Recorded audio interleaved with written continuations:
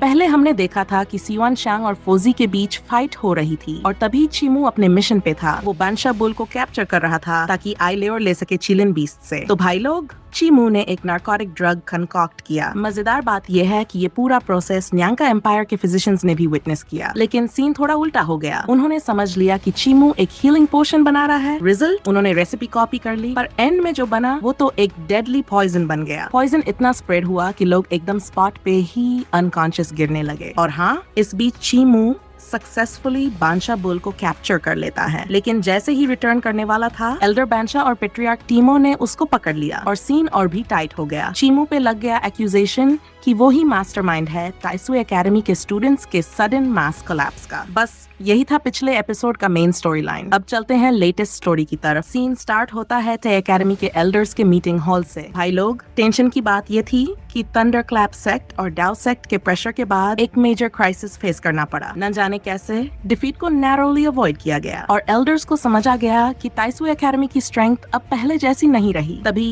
Elder बानशा ने अपनी बात बोलनी स्टार्ट की। देखो, सबसे बड़ा प्रॉब्लम यह है कि हमारा टीचिंग सिस्टम खुद ही प्रॉब्लम क्रिएट कर रहा है। अब तक हर स्टूडेंट को सेम यूनिफॉर्म करिकुलम फॉलो करना पड़ता था। सरफेस पे लगता है कि फायदा है, बेसिक नॉलेज इवनली डेवलप हो रहा है, लेकिन डाउन साइड जो गिफ्टेड स्टूडेंट्स हैं उनके टैलेंट्स डल हो रहे हैं। एल्डर बानशा का पॉइंट क्लियर था, हर जीनियस के पास यूनिक एबिलिटीज होती हैं। अगर रिजिड और स्टैंडर्डाइज सिस्टम उनको प्रेस डाउन करे तो बेसिकली उनका हिडन पोटेंशियल वेस्ट हो रहा है। और फिर वो खुद प्रपोज करते हैं, मैं खुद स्पेशल गाइड बनाऊंगा एकेडमी के गिफ्टेड स्टूडेंट्स के लिए। मैं पर्सनली ट्रेन करूंगा उनको, इंश्योर करूंगा कि उनका टैलेंट फुली अनलीश हो सके। पेट्रियार्क टीमो ने इस प्रपोजल को अग्री कर लिया। वो जानता था कि जल्दी ही रिटायर होने वाला है और एकेडमी का फ्यूचर प्रोटेक्ट करने के लिए एक रिलायबल पर्सन की जरूरत है, और ऑब्वियसली एल्डर बानशा को ही सबसे सूटेबल चॉइस माना गया। पेट्रियार्क टीमो ने प्रॉमिस किया कि वो पूरा सपोर्ट देंगे और बानशा को हेल्प करेंगे प्रॉमिसिंग स्टूडेंट्स सेलेक्ट करने में, इंक्लूडिंग इंपीरियल फैमिली के कैंडिडेट्स। साथ ही पेट्रियार्क टीमो ने एडवाइस दी कि एल्डर बानशा को लिटिल डॉक्टर के साथ काम करना चाहिए ताकि एकेडमी के जीनियस स्टूडेंट्स के लिए गाइडेंस और भी कंप्लीट हो जाए। और हाँ, ये लिटिल डॉक्टर कोई और नहीं,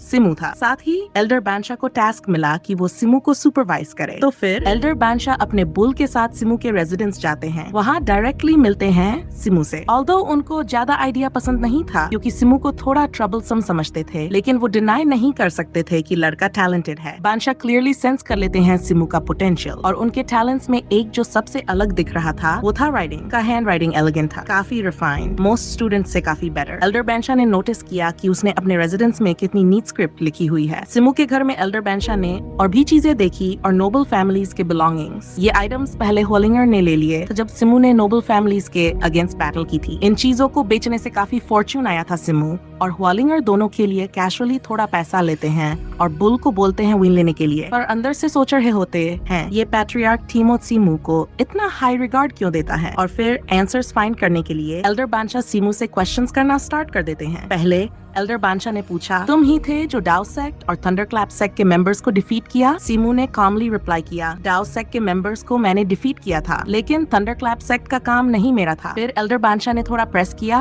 और ताइसुए एकेडमी में पहली एंट्री के टाइम एल्डर लिंगन को तुमने कैसे डिफीट किया? सिमू बस सिंपल सा आंसर देता है, बस एक basic sword thrust technique use की। ये एक्सप्लेनेशन सुनते ही एल्डर बानशा का क्यूरियोसिटी लेवल डबल हो गया। वो बोलते हैं, चलो फिर ये मूव मुझ पे डेमोन्स्ट्रेट करके दिखाओ। सिमू ने एक्सेप्ट कर लिया, बस एक वुडन ट्विग उठाया और same sword thrust technique strike मारी। और क्या सीन था, अटैक की फोर्स ने एल्डर बानशा को सीधा पीछे धकेल दिया। शेकन एल्डर बानशा के पास कोई ऑप्शन नहीं था, बस ट्रूथ एक्सेप्ट करना पड़ा। ये लड़का का पावर सच में एक्स्ट्राऑर्डिनरी है। नो वंडर एल्डर लिंगन सिंपल सा थ्रस्ट से ही डिफीट हो गया। यही मोमेंट था जब एल्डर बानशा ने सिमू को रिस्पेक्ट देना स्टार्ट किया, पर उन्होंने एक वीकनेस नोटिस की, सिमू का लेफ्ट शोल्डर। वो बोलते हैं, इस फ्लॉ को करेक्ट करना होगा, ट्रेनिंग शुरू करो, मैं पर्सनली सुपरवाइज करके तुम्हारी प्रोग्रेस रिफाइन करूंगा। और ट्रेनिंग के बीच एल्डर बानशा थोड़ा ओपन होने लगते हैं सिमू के साथ, एक पर्सनल स्टोरी शेयर करते हैं। वो बोलते हैं अपने मास्टर के बारे में, एक ट्रूली रिमार्केबल इंसान। लेकिन बात यह है कि एल्डर बानशा हमेशा सोचते थे कि उनका मास्टर मर गया। एक फियर्स बैटल के टाइम मास्टर का बॉडी स्प्लिट हो गया, सिर्फ अपर पार्ट बचा था। लेकिन ज्यादा देर नहीं हुई थी, जब एल्डर बानशा सिटी में था तभी उसने एक फिगर देखा, एक आदमी जिसका सिर्फ आधा बॉडी था।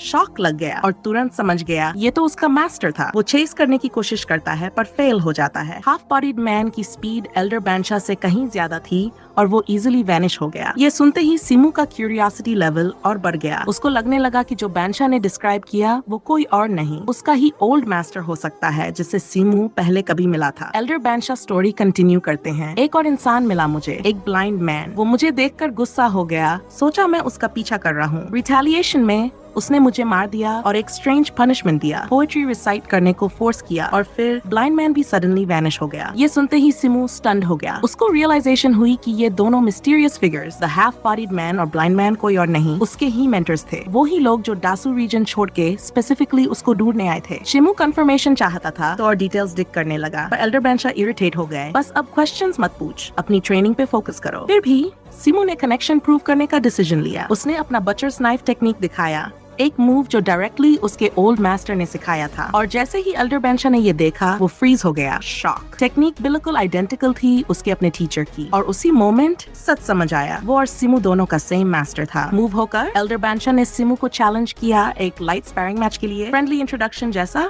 रियल डुअल नहीं। और दोनों ने ड्रॉ किया अपने नाइफ टेक्निक्स जो मास्टर से इनहेरिटेड थे। ये एक्सचेंज खत्म हुआ हॉस्टिलिटी में नहीं बल्कि म्यूचुअल रिस्पेक्ट के साथ। फाइनली सिमू और एल्डर बैंशा ने एक दूसरे को देखना स्टार्ट किया as fellow disciples, same great teacher के under equals। तब से सिमू ने एल्डर बैंशा को बोलना स्टार्ट किया सीनियर ग्रैंडफादर और एल्डर बैंशा ने सिमू को बुलाना स्टार्ट किया जूनियर। दोनों ने काफी लंबे समय तक बातें की, एक दूसरे को बेटर समझने के लिए। सिमू जेन्युइनली हैप्पी था। आफ्टर ऑल एल्डर बैंशा भी सेंटर का डिसाइपल था और उसको भी बचर्स नाइफ टेक्निक्स आती थी। पर फिर सरप्राइज ट्विस्ट, एल्डर बैंशा ने सडनली करेक्ट किया सिमू को, जो तुम सोच रहे हो बस बचर्स नाइफ टेक्निक है, वो एक्चुअली कुछ फार ग्रेटर है, the heavenly sword technique of the 8। बैंशा ने रिवील किया कि इस स्वॉर्ड स्टाइल का नाम भी क्लोजली रिजेंबल करता था उनके मास्टर का ट्रू नेम। ये सुनते ही सिमू स्टन्ड हो गया। पहली बार उसको समझ आया कि उसके मास्टर का रियल नेम पमांतु नहीं बल्कि टियानडाओ था। एल्डर बैंशा आगे एक्सप्लेन करते हैं, हमारे मास्टर ने अपना रियल नेम हाइड किया था सिर्फ कॉशन के लिए। टियानडाओ के पावरफुल एनिमीज थे, इतने डेंजरस कि सिर्फ किसी का ट्रू नेम पता हो जाए और अटैक लॉन्च हो सकता है, इसलिए उन्होंने अपनी आइडेंटिटी सेंचुरीज तक कंसील की। ये रेवलेशन सुन के सिमू शॉक था। उसने कभी सोचा भी नहीं था कि उसके मास्टर के एनिमीज इतने टेरिफाइंग हैं जो सिर्फ नेम को वेपन बना सकते हैं। फिर एल्डर बैंशा ने डीप साई लिया, अपने मास्टर के लिए पिटी एक्सप्रेस करते हुए, जो अब सिर्फ हाफ बॉडी जी रहे थे, और वो सिमू की तरफ देखे और एक क्वेश्चन पूछा। एल्डर बैंशा ने सीरियस टोन में पूछा, सिंस you've mastered medicine, क्या कोई वे है कि तुम मास्टर्स बॉडी को उसके मिसिंग हाफ के साथ रियूनाइट कर सको? सिमू थॉटफुली रिप्लाई करता है, हो सकता है, लेकिन इसके लिए मुझे चाहिए सलाइवा ऑफ अ चिलन बीस्ट। और जैसे ही सिमू ने ये कहा,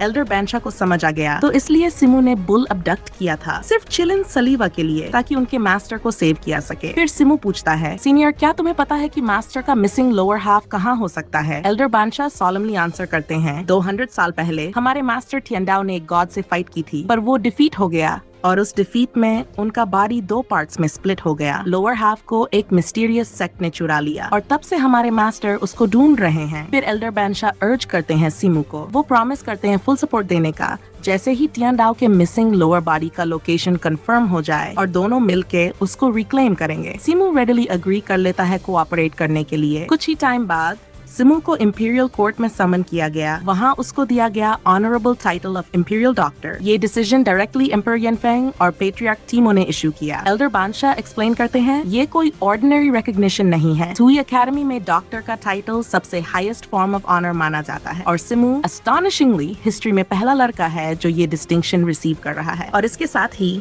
सिमू को एल्डर्स के लेवल पे प्लेस कर दिया गया और अलाउड किया गया pavilion of hidden treasures 3rd chamber में असेंड करने के लिए। ये अनाउंसमेंट सुनते ही एकेडमी में शॉक की लहर फैल गई। काफी स्टूडेंट्स आउटरेज हो गए। उनको लगा कि सिमू अनवर्दी है क्योंकि वो एक अबैंडन विलेज से आया था। अनरेस्ट फील करते ही एल्डर बैंशा ने स्मार्ट मूव किया। उसने मोमेंट सीज करके एकेडमी के स्टूडेंट्स को टेस्ट करना स्टार्ट किया, इंक्लूडिंग सिमू खुद को। वो डिक्लेयर करते हैं, जो भी इस डिसीजन से डिसैटिस्फाइड है वो सिमू के अगेंस्ट चैलेंज कर सकता है। और थोड़ा इंटरेस्टिंग बनाने के लिए सिमू का वीकनेस, उसका लेफ्ट शोल्डर, पब्लिकली रिवील किया जा रहा है। और फिर बैटल्स शुरू हो गई। सिमू को पहले एक ग्रुप ऑफ स्टूडेंट्स ने सराउंड किया, पर वो एफर्टलेसली उनको डिफीट कर देता है। एक ही स्ट्राइक और अपोनेंट्स फ्लाइंग इंस्टेंटली हार गए। जब और गिफ्टेड फाइटर्स स्टेप फॉरवर्ड किए, सिमू ने उनको और इंटरेस्टिंग फाइंड किया। एक फाइटर था चिंग युए, जिसके पास aura of a dragon weapon थी, लेकिन इवन चिंगुए भी मैच नहीं कर सका। सिमू ने उसको सरप्राइज स्पीड से हरा दिया। फिर आया योर उसका wolf slave companion. Combined assault के बावजूद दोनों भी स्विफ्टली ब्रॉट डाउन। उसके बाद युनकुए का टर्न आया, पर सिमू की ताकत फिर से प्रिवेल की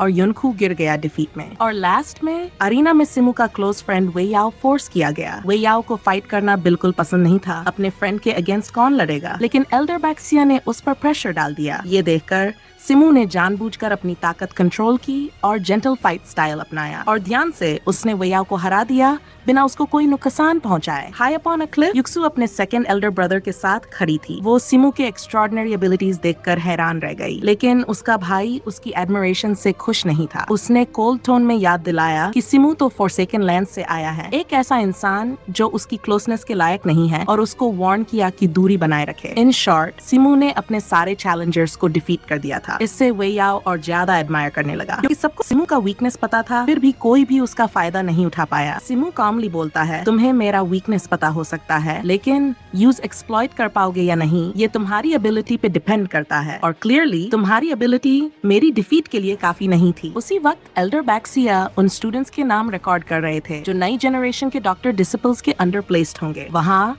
सिमू फिर से एल्डर बैक्सिया से मिला और रिस्पेक्टफुली एड्रेस किया। ये देखकर चेन वान्युन जो वहाँ खड़ा था सरप्राइज्ड हो गया। फिर एल्डर बैक्सिया ने चेन वान्युन को एक्सप्लेन किया कि सिमू भी वैसे ही सेक्ट से है जैसे वो खुद, इसलिए सिमू को इंस्ट्रक्शन दी गई कि वो चेन वान्युन को नेफ्यू डिसिपल बुलाए और चेन वान्युन को सिमू को अंकल डिसिपल बुलाना पड़ेगा। अगर दोनों अपने ओल्ड टाइटल्स जैसे सिमू का सीनियर बोलना सिर्फ इसलिए कि चेन वान्युन पहले सुए एकेडमी में एंटर हुआ यूज करते रहे तो सिर्फ कंफ्यूजन बढ़ेगा। तो नए फॉर्म्स ऑफ एड्रेस का यूज जरूरी था। सिमू ने रेडिली एक्सेप्ट कर लिया और रिस्पेक्टफुली चेन वान्युन को नेफ्यू बुलाया, लेकिन चेन वान्युन काफी अनविलिंग था सिमू को अंकल डिसिपल बुलाने के लिए। वो खुद को ये कहने के लिए तैयार नहीं कर पा रहा था। यहीं पे एपिसोड एंड हुई और नेक्स्ट वीक कंटिन्यू होगी। और जैसे हमेशा जो लोग वेट नहीं कर सकते उनके लिए शॉर्ट डोंगहुआ वर्जन भी जल्दी अवेलेबल होगा। थैंक यू दोस्तों इस एपिसोड को एंड तक देखने के लिए। अगर आपको मजा आया तो लाइक और सब्सक्राइब करना मत भूलना। नेक्स्ट वीडियो में मिलते हैं। Good bye.